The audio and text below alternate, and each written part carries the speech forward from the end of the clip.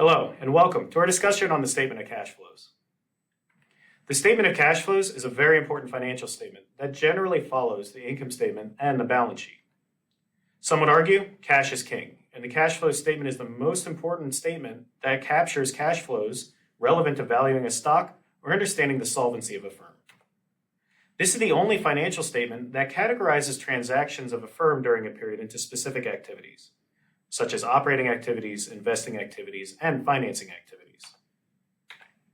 What's the objective of the statement of cash flows? It's rather simple. Tell me about cash. In other words, can you describe of the firm the activities that caused the changes in the cash balance? And specifically, can we get a better understanding of knowing what the cash inflows and cash outflows were from various activities?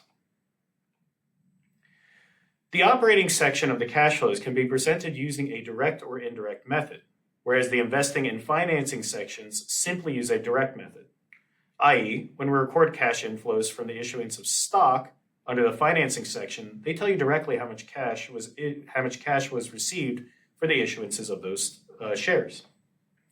We're going to focus our discussion on the indirect method because most firms utilize this for their CFO, cash flows from operations. To be clear, the indirect method only refers to CFO. CFI, cash flows from investing, and CFF, cash flows from financing, are always prepared using a direct method.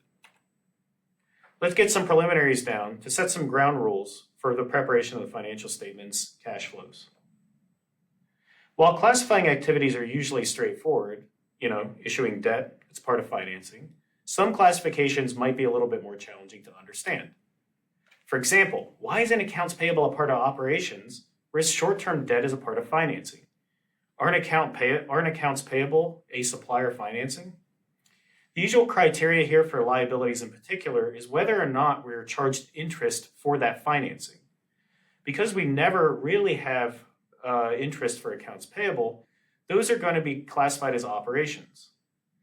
Short-term debt generally has an interest-bearing component, and we're going to classify that as financing.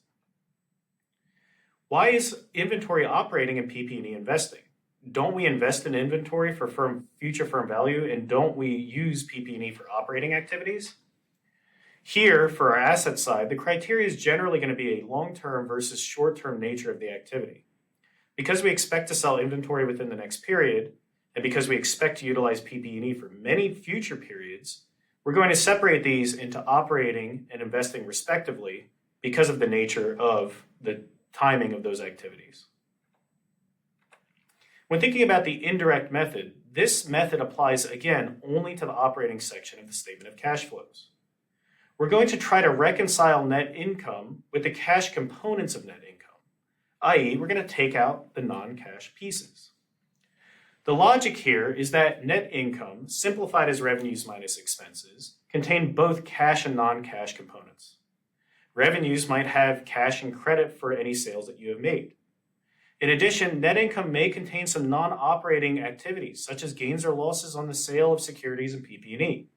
We need to remove these non-cash components and remove these non-operating components from net income to obtain the cash flows from operations. We can use some steps as a cookbook to get there. First, we're going to begin with net income. We're going to then remove obvious non-cash items such as depreciation and amortization, and any impairments of long-term assets. How do you remove these? These are expenses, and they're generally subtracted from total wealth to get to net income. So we're going to remove these and add them back.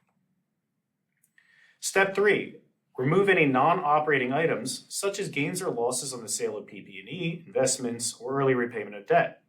These don't belong in operations. These are investing and financing activities. How do you remove them? We need to add back losses and subtract gains. We're going to take care of them later on in the cash flow statement. They don't belong in operations.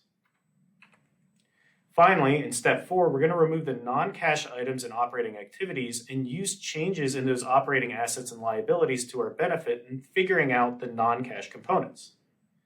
We're going to identify all operating assets and all operating liabilities, and then add or subtract the changes in those accounts as appropriate. Specifically, we're going to add any decreases in operating activities and subtract any increases in operating activities from assets. The opposite is true from liabilities. Specifically, we're going to add any increases and subtract any decreases in operating liabilities. Why do we do this? It goes back to why these operating assets and liabilities arose in the first place. Let's take an example of accounts receivable. Accounts receivable arise when a firm sells on credit. You don't get cash immediately. So when a firm has an account receivable increase, that firm sold more on credit, and it means that we have less cash. We need to take out the increase in the accounts receivable from net income, which helps us remove the non-cash component of net income and arrive at cash from operations. Let's think about the liability side. Another example is accounts payable that arises because we buy on credit rather than cash. In other words, when accounts payable increase, expenses are more on credit than they are on cash. This is going to lead to negative cash expenses. So we need to remove the non-cash component of that expense from net income, which is coming from an increase in the accounts payable. Here are steps shown in an illustration of an example. We begin our operating section using an indirect method presentation with net income. From net income, we add back non-cash expenses, such as depreciation and amortization. Step 3, add or subtract the loss or the gain on non-operating activities, for example, disposal of PP&E. Finally, we're going to adjust our working capital accounts, operating assets and operating liabilities, as we just described. From here, we're going to arrive at our net cash inflows or outflows from operations, our CFO. The direct method for investing and financing are as follows. For the investing section, we're going to include activities relating to non-operating assets. For example, if investment securities increase, it's plausible that the firm purchased new securities during the year. If investment securities decrease, it's plausible that they sold some. When we're preparing a cash flow statement, we can take a decline as an inflow of cash and an increase as an outflow. When you sell the stock, you get rid of the investment and you collect cash. When you buy a stock, you need to buy it with cash. For the financing section, these are generally going to relate to non-operating liabilities and equity. For example, if borrowings have increased, it's plausible that the firm borrowed more and received more cash into the firm.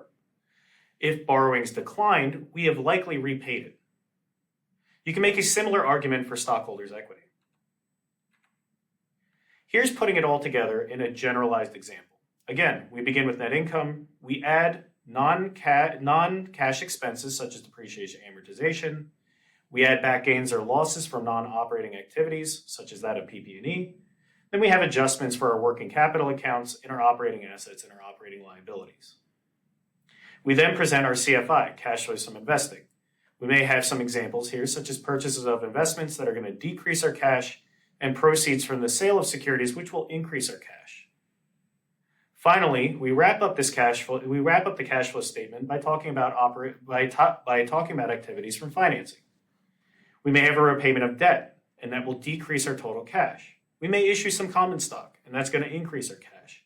If we pay out dividends, that's for sure going to decrease our cash and remove some cash from the firm. At the bottom, we will total up our total cash changes, and we're going to reconcile it from the beginning to the end. Here's a real-world example of REI, a firm that many of us already know. They begin with net income. This means they use the indirect method of preparing their cash flows. They then adjust their net income to reconcile cash provided by operating activities by adding back depreciation and amortization. As we mentioned, this is a non-cash expense, and we can see that they're adding it back. Next, they take amortization of investments and premiums and discounts, and we see that we add those back too. They don't belong here. These are investments. At the bottom, we see changes in operating assets and liabilities for accounts that we're pretty aware of at this point: accounts receivable, inventories, prepaid assets, etc. Investing activities and financing activities are prepared directly here. They tell you directly the purchases of short-term investments. When you buy investments, that's going to decrease cash and we see it decline. Proceeds from the sale of short-term investments. When you sell an investment, you get cash and we see a cash inflow from there. Going to the financing activities, proceeds from a line of credit. This is increasing our debt, and it's increasing our cash. We got $70,000 cash here. Finally, we wrap up with beginning period and ending period cash and reconcile it to our change in cash. This concludes our discussion of the statement of cash flows. Thank you for watching.